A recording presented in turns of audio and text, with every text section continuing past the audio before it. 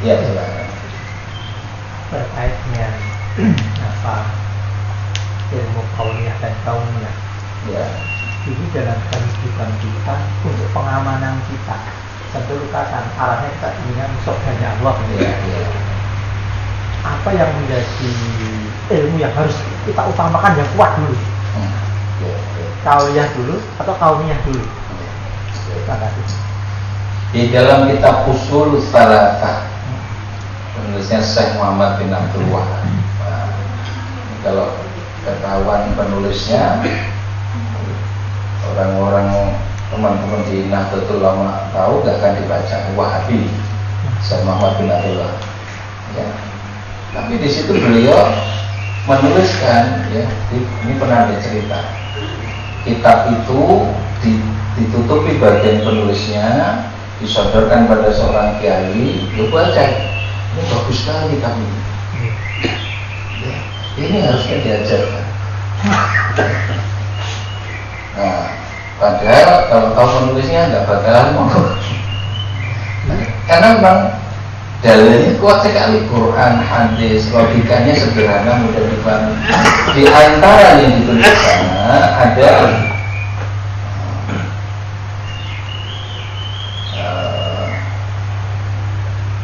Innallaha yajibu alaina ta'allumu arba'a masail, ya. Jadi setelah mengutipkan ayat surat Al-Asr, kemudian beliau mengatakan ada empat kewajiban kita. Al-ilmu, al-amalu bihi, ad-da'watu ilaihi, kemudian as-sabru al-adabi. Kemudian yang pertama tentang al-ilmu, ya, disebutkan ilmu ini yang prioritas untuk yang wajib pada setiap muslim, sehingga menjadi prioritas utama untuk dipelajari. Itu ada 3, ya, ma'rifatullah, wa ma'rifatul Islam, wa ma'rifatul nabiyhi, wa ma'rifatul Islam bil adillah. Ini setiap muslim wajib belajar ini, ya. Ilmu mengenal Allah, ilmu mengenal Rasul, Nabi, dan ilmu mengenal Islam dengan dalil-dalilnya. Ya. Nah, 3 ilmu ini diurai oleh Said Awad itu di 3 buku masing-masing, tebal-tebal tulis. Buku judulnya tentang Allah, ya, Jalla Jalaluh. Kemudian tentang Ma'rifatul Rasul, beliau nulis tentang Ar-Rasul itu. Kemudian tentang Ma'rifatul Islam, beliau nulis tentang buku judulnya Al-Islam, ya, dengan uraian yang lengkap.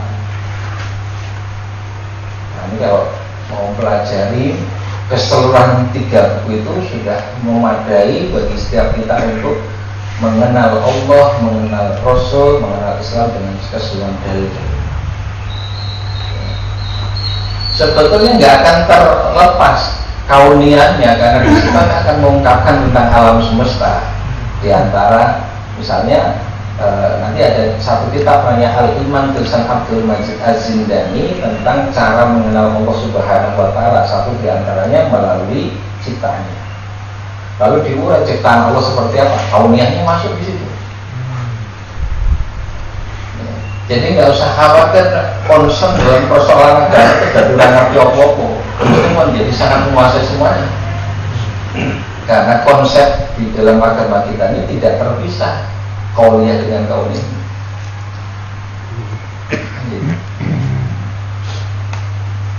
Nah, cuma karena kita belajarnya itu, ya, tidak bersumber dari Islam tapi dari orang-orang Barat yang memisahkan antara agama dengan kehidupan, ini seringkali ada problem sana.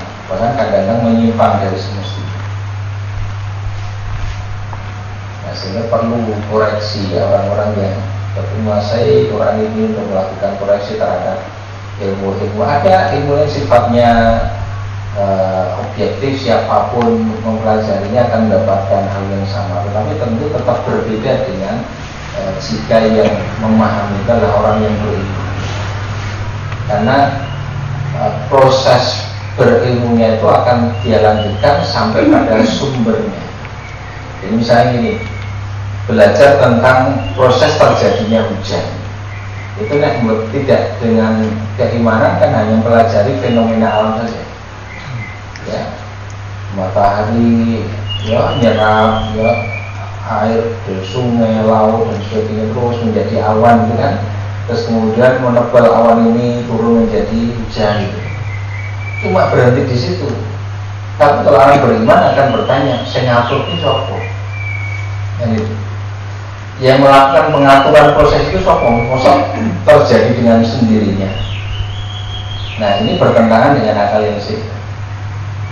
Nah ini dibahas di dalam kitab Al-Iman itu tentang pengaturan alam semesta. Kalau kita cermati akan sampai bahwa di situ ada yang mengatur. Nah orang-orang ateis membangun pemikiran bahwa alam semesta terjadi dengan sendirinya. Proses terjadi otomatis begitu saja kan itu. Maka dulu ada perdebatan kan antara orang-orang ateis dengan dengan Imam Abu Hanifah. Ya. Cukup lama perdebatan itu, tidak hanya sehari dua hari. Ya. Untuk menjelaskan bahwa alam semesta ini ada yang menciptakan, ada yang mengatur dan sebagainya. Ya. Sampai ketika suatu saat Imam Abu Hanifah ini terlambat datang. Kan? Terus disindir. Ternyata orang yang katanya beriman ya kepada pencipta ini suka suka telat-telat ya, suka mengingkari janji dan sebagainya. Terus dia minta maaf, saya tidak dengan sengaja mengingkari apa yang sudah kita janjikan. Hanya memang dalam perjalanan ada yang menghalangi saya untuk bisa sampai di sini dengan segera. Saya harus menyeberangi sungai, tapi nunggu perahu nggak datang-datang, sampai tiba-tiba ada pohon-pepohonan kayu itu berjatuhan. Kemudian kayu-kayu berjatuhan itu saling merapat, lalu ada akar itu bergerak dan mengikat kayu-kayu tadi sehingga menjadi semacam sampan atau perahu sederhana yang saya bisa tumpangi. Lalu saya bisa menyeberang dan sampai di sini. Nah, diketawakan oleh orang-orang ateis, juga mungkin kayak gitu. Ya. Lalu dijawab oleh Imam Abu Hanifah, itu jawaban saya. Belum maksudnya apa? Lalu kamu sendiri bilang ini nggak mungkin kayu merapat sendiri, akar bergerak sendiri, mengikat sendiri. Kamu bilang nggak mungkin, apalagi alam semesta. Langsung diam. Ya. Jika mau menggunakan akal yang sehat, nggak mungkin alam semesta terjadi dengan sendirinya, teratur dengan sendirinya. Nah, istilah orang diajarkan logika dengan akal yang sehat. Maka itu apalah tak tidur. Maka tidak lanjutnya kemudian kita menggunakan akal, kita berpikir, kita melihat, kita mengamati, kita meneliti. Jadi kena semua kauniyah ini seperti itu. Allah